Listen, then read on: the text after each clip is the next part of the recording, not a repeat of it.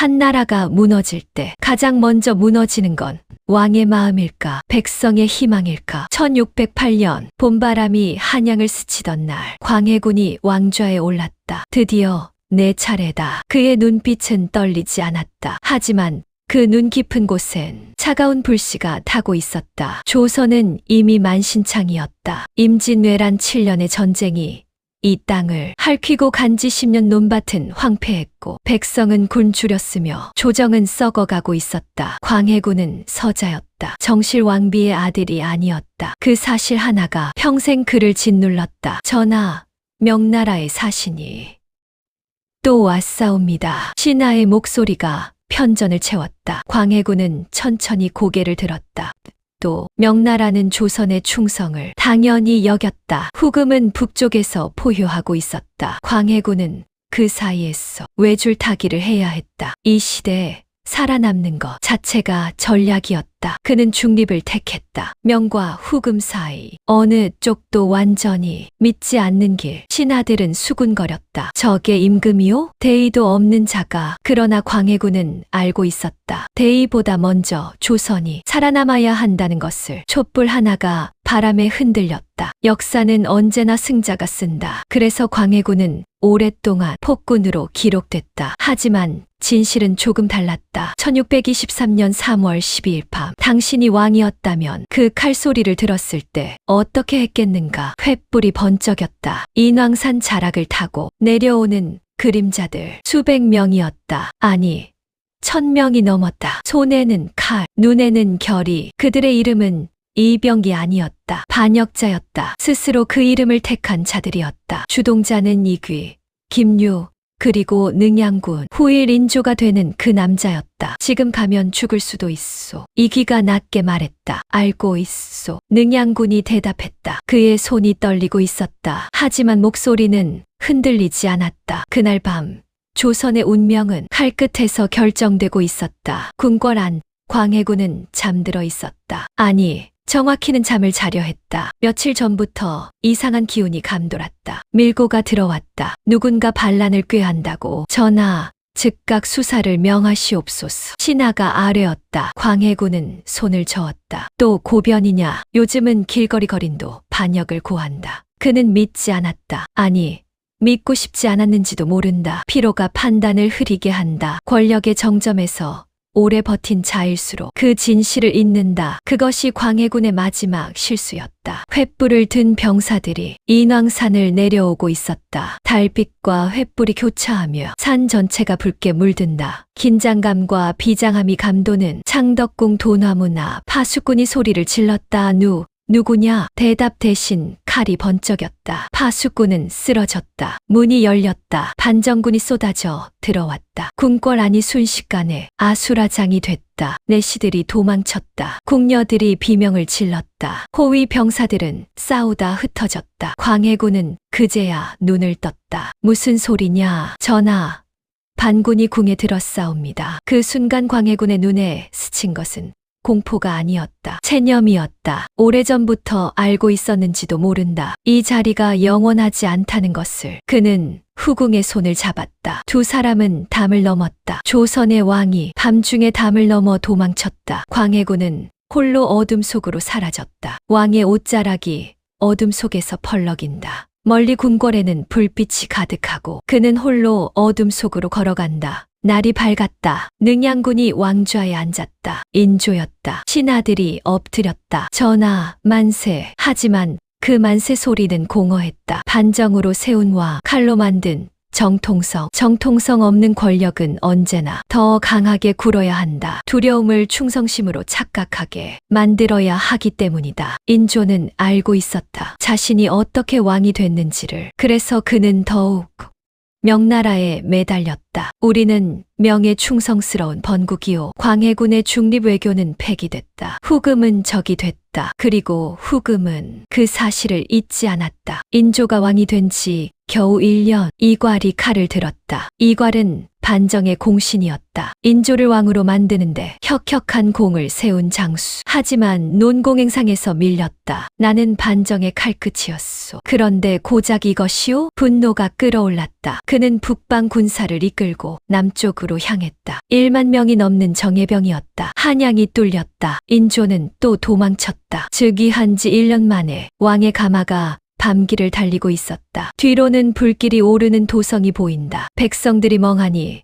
그 모습을 바라본다. 이괄의 난은 한 달 만에 진압됐다. 이괄은 부하에게 죽임을 당했다. 하지만 문제는 남았다. 이괄의 패잔병 일부가 후금으로 달아났다. 그들은 후금에게 말했다. 조선은 지금 엉망이요. 치면 이길 수 있소. 한 사람의 분노가 나라의 운명을 흔들었다. 후금은 귀를 기울였다. 1627년 1월 후금의 3만 대군이 압록강을 건넜다. 조선군은 무너졌다. 한 달도 안 됐다. 인조는 또 도망쳤다. 이번엔 강화도로 형제의 나라로 화친하자. 후금이 제안했다. 조선은 고개를 숙였다. 명나라 눈치를 보면서 굴욕이었다. 하지만 굴욕보다 더 무서운 건 그 굴욕에서 아무것도 배우지 못하는 것이다. 조선 조정은 배우지 못했다. 10년 후 더 큰 재앙이 왔다. 그것이 병자호란이었다. 강화도에서 인조는 바다를 바라보았다. 겨울 바다는 차갑고 회색빛이다. 멀리 본토의 연기가 희미하게 피어오른다. 역사는 여기서 한 가지 질문을 던진다. 광해군이 계속 왕이었다면, 중립 외교가 유지됐다면 후금이 쳐들어왔을까? 아무도 모른다. 역사의 가정은 없으니까. 하지만 분명한 건 하나다. 인조는 반정으로 왕이 됐고 그 반정의 대가를 조선 백성이 치렀다는 것. 삼전도의 눈밭에서 남한산성의 굴주림 속에서 수십만 명의 국민이 끌려갔다. 삼전도에 무릎 꿇은 왕의 이마가 땅에 닿았다. 삼전도,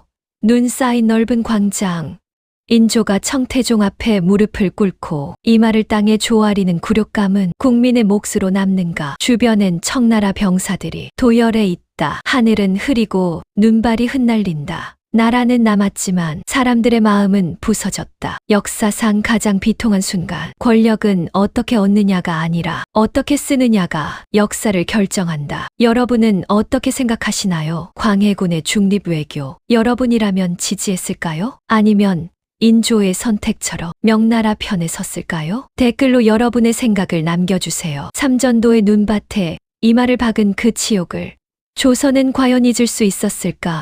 1637년 겨울이 끝났다. 하지만 조선 사람들 가슴속 겨울은 끝나지 않았다. 삼전도의 굴욕, 왕이 오랑캐 앞에 무릎을 꿇던 그 장면, 그것을 두 눈으로 본 백성들은 평생 그 기억을 지우지 못했다. 분노였다. 수치였다. 그리고 복수심이었다. 치욕은 때로 사람을 무너뜨린다. 하지만 어떤 사람에겐 치욕이 오히려 불씨가 된다. 그 불씨를 가슴에 품은 사람이 있었다. 효종이었다. 인조의 둘째 아들, 소현세자의 동생. 원래 그는 왕이 될 사람이 아니었다. 형 소현세자가 왕이 됐어야 했다. 하지만 소현세자는 청나라에서 8년을 볼모로 살다 돌아왔다. 그리고 귀국한 지 2달 만에 갑자기 죽었다. 독살이다. 궁궐 안에서 소문이 돌았다. 소현세자는 청나라에서 서양 문물을 접했다. 천주교 신부와 교류했다. 새로운 세상을 꿈꿨다. 그런 아들이 인조는 마음에 들지 않았다. 아버지의 치욕을 아들이 극복하려 할 때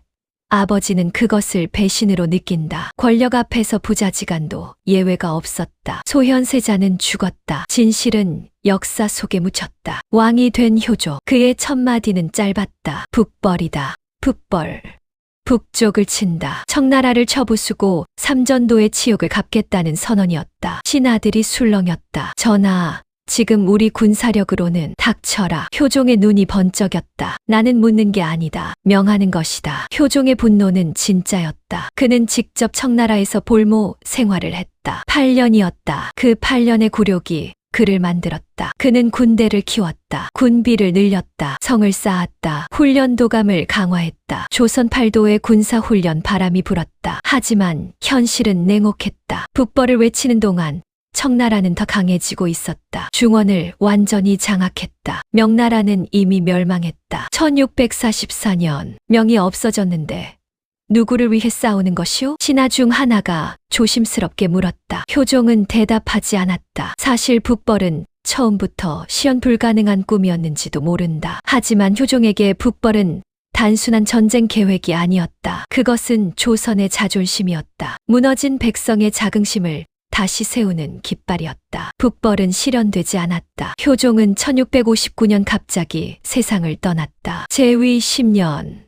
침 하나가 그를 죽였다. 어이가 종기를 치료하다 침을 잘못 놓았다. 피가 멈추지 않았다. 조선 최고의 의원이 왕을 죽인 것이다. 꿈은 크되 현실은 작았다. 역사는 그렇게 잔인하다. 효종이 죽자마자 조선 조정이 뒤집혔다. 이유가 황당했다. 왕의 어머니 자이대비가 상복을 몇 년 입어야 하는가? 1년이냐 3년이냐? 그것이 문제였다. 웃긴 것 같지만 웃을 수 없었다. 이것은 단순한 예법 논쟁이 아니었다. 효종이 적장자 정실 왕비의 맏아들이냐 아니냐의 문제였다. 효종은 둘째 아들이었다. 왕이 됐지만 원래 맏아들이 아니었다. 서인이 말했다. 둘째 아들이니 1년이요. 남인이 말했다. 왕이 됐으면 장자와 같소. 3년이요. 표면은 상복이었다. 실제는 권력 싸움이었다. 예법으로 포장한 정쟁. 조선 당쟁의 민낯이었다. 이 논쟁은 무려 2번이나 반복됐다. 1659년 기해의 송, 1674년 갑인의 송. 왕이 죽을 때마다 조정이 둘로 쪼개졌다. 예송 논쟁이 끝나기도 전에 더 큰 폭풍이 왔다. 숙종이 즉위했다. 1674년 그는 달랐다. 영리했다. 냉혹했다. 그리고 계산적이었다. 숙종은 당쟁을 이용했다. 신하들이 싸우는 걸 지켜보면서 필요할 때 한쪽을 밀어주고 필요 없어지면 뒤집었다. 환구, 판을 뒤집는다는 뜻이다. 1680년 경신환구, 남인이 몰락하고 서인이 집권했다. 1689년 기사환구, 서인이 몰락하고 남인이 집권했다. 1694년 갑술환구, 남인이 또 몰락하고 서인이 다시 집권했다. 10년마다 피바람이 불었다. 조정은 전쟁터였다. 살아남은 자가 옳은 자였다. 그 피바람 속에서 한 여자가 있었다. 장희빈이었다. 장희빈, 역사상 가장 유명한 후궁, 역사상 가장 극적인 삶을 산 여자. 그녀는 중인 출신이었다. 왕비가 될 수 없는 신분이었다. 하지만 숙종은 그녀에게 빠졌다. 정식 왕비 인현왕후를 폐위시켰다. 장희빈을 왕비로 올렸다. 조정이 발칵 뒤집혔다. 이럴 수는 없소. 전하, 서인들이 반발했다. 숙종은 반발한 신하들을 잘랐다. 장희빈은 아들을 낳았다. 후일 경종이 되는 아이였다. 하지만 권력은 영원하지 않았다. 숙종의 마음이 돌아섰다. 인현왕후가 복이 됐다. 장희빈은 다시 후궁으로 떨어졌다. 그리고 1701년 인현왕후가 병으로 죽었다. 숙종은 분노했다. 장희빈이 무고를 행했다. 무고란 저주를 통해 사람을 해치는 행위였다. 장희빈이 인현왕후를 저주해 죽게 만들었다는 것이었다. 숙종은 명령했다. 사약을 내려라. 장희빈은 사약을 마셨다. 그녀의 나이 42살이었다. 권력은 사랑도 삼킨다. 숙종은 그녀를 사랑했고 그 손으로 그녀를 죽였다. 아들 경종은 어미의 죽음을 두 눈으로 보았다. 그 기억이 평생 그를 따라다녔다. 역사는 한 여자의 삶을 요부로 기록했다. 하지만 어쩌면 그녀는 그저 시대의 희생양이었는지도 모른다. 숙종 이후 경종이 즉위했다. 하지만 몸이 약했다. 후사가 없었다. 노론과 소론이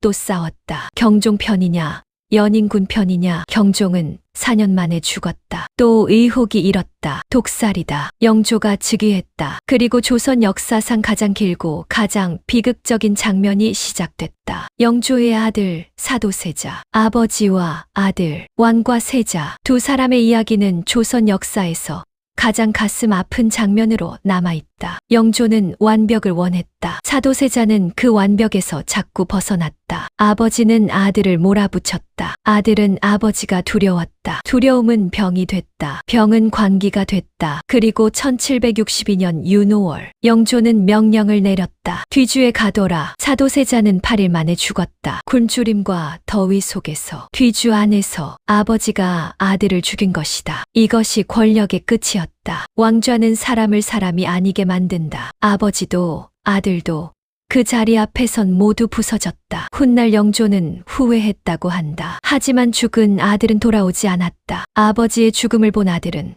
어떤 왕이 됐을까? 여러분은 어떻게 생각하시나요? 영조가 사도세자를 뒤주에 가둔 선택, 아버지로서 이해할 수 있나요? 아니면 절대 용서받을 수 없는 일이라고 보시나요? 댓글로 여러분의 생각을 남겨주세요. 왕이 허수아비가 되면 나라는 누가 다스리는가? 1800년. 정조가 죽었다. 갑자기였다. 너무 갑자기였다. 불과 며칠 전까지 그는 신하들과 밤새 토론했다. 개혁을 꿈꿨다. 조선을 바꾸려 했다. 그런데 죽었다. 독살이다. 또 그 말이 돌았다. 진실은 끝내 밝혀지지 않았다. 정조의 죽음과 함께 조선의 마지막 불꽃이 꺼졌다. 왕좌에 앉은 건 11살 순조였다. 아이였다. 글자 그대로 아이였다. 그 아이의 뒤에 누가 섰는가? 안동 김씨였다. 순조의 장인 김조순. 그는 조용했다. 겸손한 척했다. 하지만 그의 손은 조선 팔도를 쥐고 있었다. 전하, 이리 하시면 아니 되옵니다. 왕이 무언가를 하려 할 때마다 김씨 일가가 막아섰다. 순조는 고개를 숙였다. 그것이 습관이 됐다. 왕이 고개를 숙이기 시작하면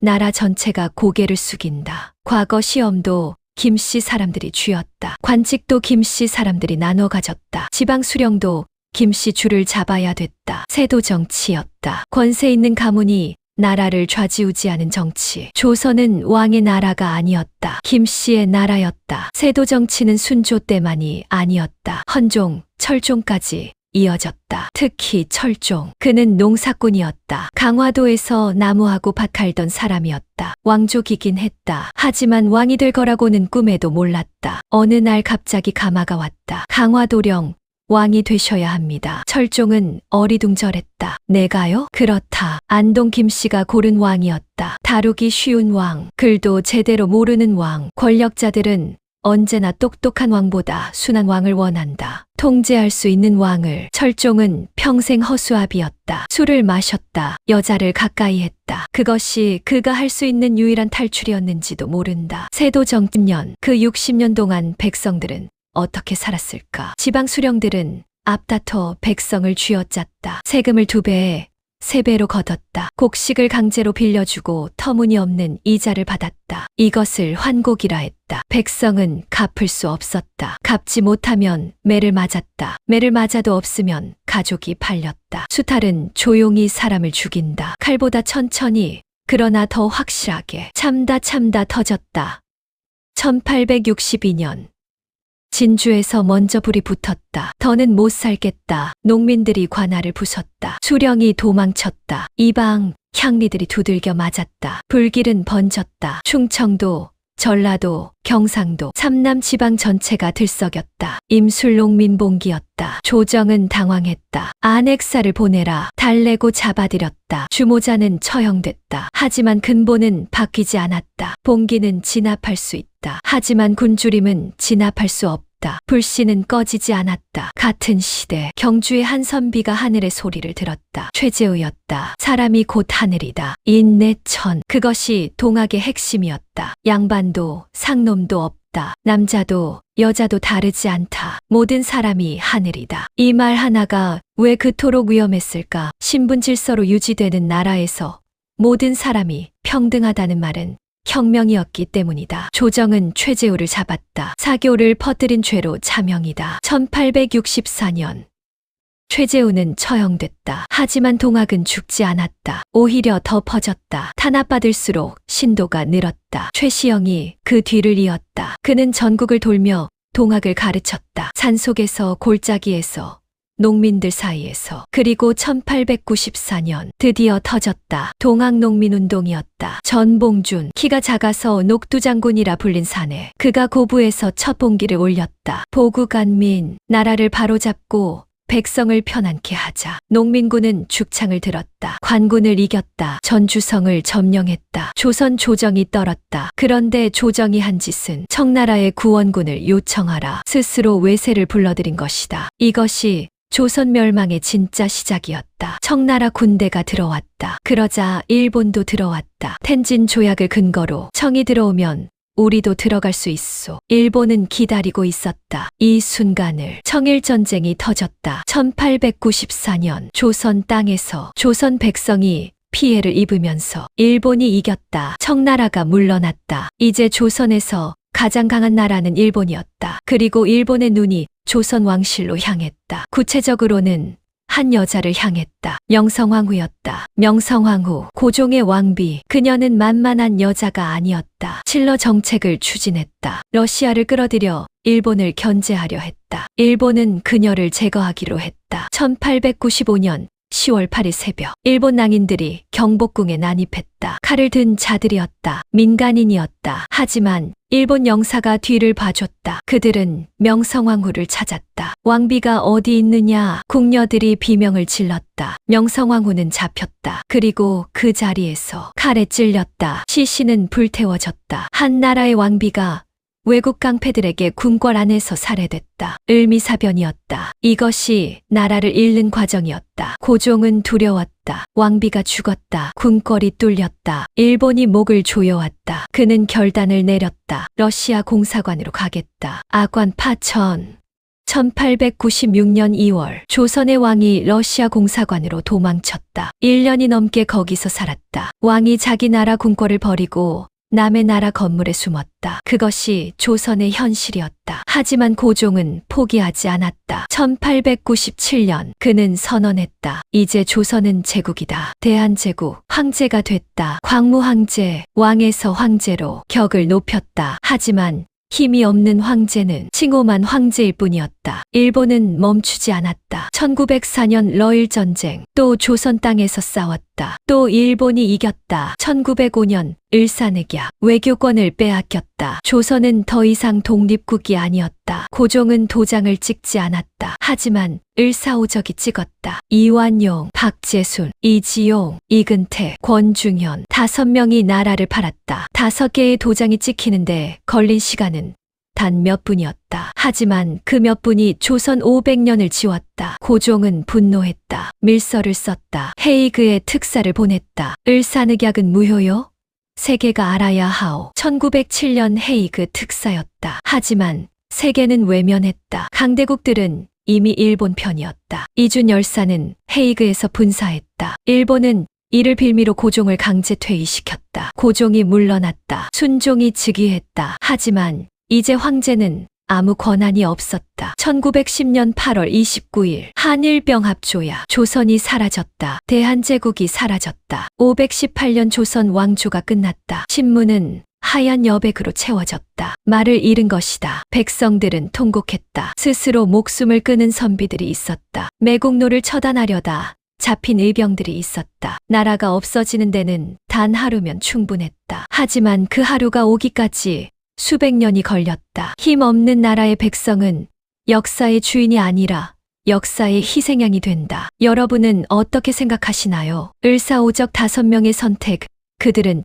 진짜 나라를 판 것일까요? 아니면 어쩔 수 없는 선택이었을까요? 그리고 만약 여러분이 그 자리에 있었다면 어떻게 했을 것 같으신가요? 댓글로 여러분의 생각을 남겨주세요. 나라를 빼앗긴 백성에게 남은 것은 무엇인가? 절망인가? 아니면 불굴의 의지인가? 1910년 8월 29일 이후 조선이라는 이름이 지워졌다. 대한제국이라는 이름이 지워졌다. 그 자리에 조선 총독부가 들어섰다. 일장기가 펄럭였다. 한양은 경성이 됐다. 조선 사람들은 일본의 신민이 됐다. 하지만 사람의 마음까지 지울 수는 없었다. 땅은 빼앗길 수 있다. 나라 이름은 지울 수 있다. 하지만 기억은, 가슴속 불씨는 아무도 빼앗지 못한다. 불씨는 살아있었다. 그것이 결국 터졌다. 1919년 3월 1일 서울 탑골공원, 젊은 청년이 단상에 올랐다. 손에는 종이 한 장, 5등은 자에 조선의 독립국임과 조선인의 자주민임을 선언하노라. 독립선언서였다. 그 순간 탑골공원이 폭발했다. 대한독립 만세. 함성이 하늘을 찔렀다. 1명이 외쳤다. 10명이 따랐다. 100명이 됐다. 1000명이 됐다. 탑골공원에서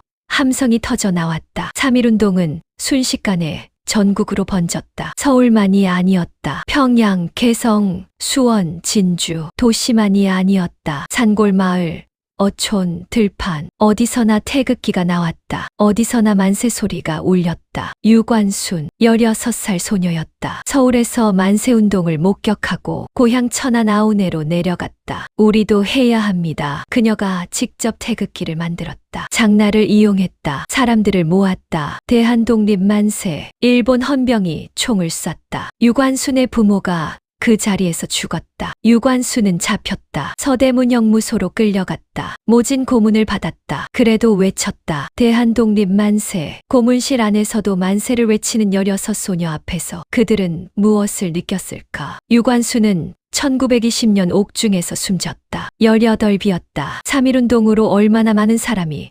희생됐을까? 사망자 7,500명 이상, 부상자 16,000명 이상, 체포된 사람 46,000명 이상, 숫자로는 담을 수 없는 고통이었다. 일본은 진압했다. 하지만 이기지 못했다. 왜냐면 3.1운동은 또 다른 것을 만들어냈기 때문이다. 1919년 4월 11일 상해에 임시정부가 세워졌다. 대한민국 임시정부. 조선은 사라졌지만 대한민국은 살아있었다. 1932년 4월 29일 중국 상해 홍커우 공원 일본군의 천장절 일왕의 생일 기념식이 열리고 있었다. 군악대가 울렸다. 일장기가 펄럭였다. 일본 고관들이 단상에 늘어섰다. 그 속에 조선 청년 하나가 서 있었다. 윤봉길 25이었다. 그의 손에는 도시락 모양의 폭탄이 있었다. 식장이 절정에 달했을 때 윤봉길이 단상을 향해 힘껏 던졌다. 폭발했다. 일본 상해파견군 사령관 시라카와 대장이 사망했다. 여러 고관들이 중상을 입었다. 윤봉길은 그 자리에서 잡혔다. 도망치지 않았다. 도망칠 생각이 없었다. 그는 이미 알고 있었다. 돌아올 수 없다는 것을. 거사 전날 밤 그는 시계를 꺼냈다. 선생님,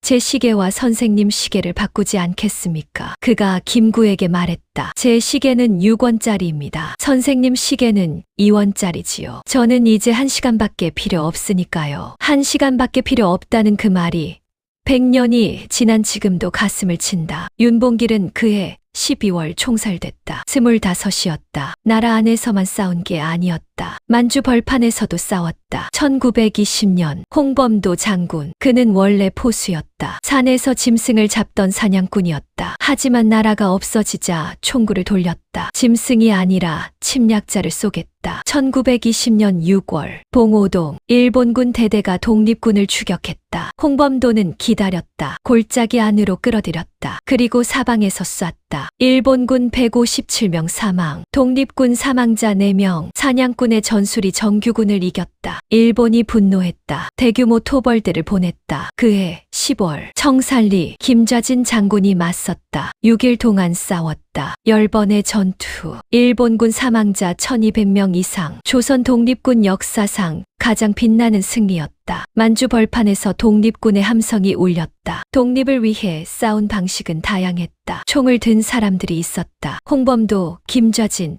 이봉창, 윤봉길, 펜을 든 사람들이 있었다. 신채호는 역사를 썼다. 역사를 잊은 민족에게 미래는 없다. 교육으로 싸운 사람들이 있었다. 안창호는 학교를 세웠다. 힘을 길러야 한다. 실력이 곧 독립이다. 외교로 싸운 사람들이 있었다. 이승만은 세계를 돌아다녔다. 세계에 우리를 알려야 한다. 방법은 달랐다. 하지만 목표는 하나였다. 되찾는 것. 우리의 나라를. 세월이 흘렀다. 1930년대 일본의 탄압은 더 강해졌다. 창씨개명, 조선 사람들의 이름을 일본식으로 바꾸게 했다. 김철수는 가네야마 데스오가 됐다. 이영희는 리모토 에이키가 됐다. 이름을 바꾸지 않으면 아이들이 학교를 못 갔다. 직장을 잃었다. 배급을 못 받았다. 이름을 빼앗긴다는 것. 그것은 존재를 지운다는 것이었다. 조선어 교육이 금지됐다. 학교에서 우리말을 쓰면 벌을 받았다. 그래서 선생들이 몰래 가르쳤다. 창고에서, 지하실에서, 산속에서 조선어학회가 우리말 사전을 만들었다. 비밀리에 목숨을 걸고 언어가 살아있는 한 민족은 죽지 않는다는 것을 알았기 때문이다. 그리고 1945년 세계가 요동쳤다. 히로시마에 원자폭탄이 떨어졌다. 나가사키에 또 떨어졌다. 일본이 무너졌다. 1945년 8월 15일 정오 일본 천황의 목소리가 라디오에서 흘러나왔다. 항복이었다. 경성거리로 사람들이 쏟아져 나왔다. 태극기가 나왔다.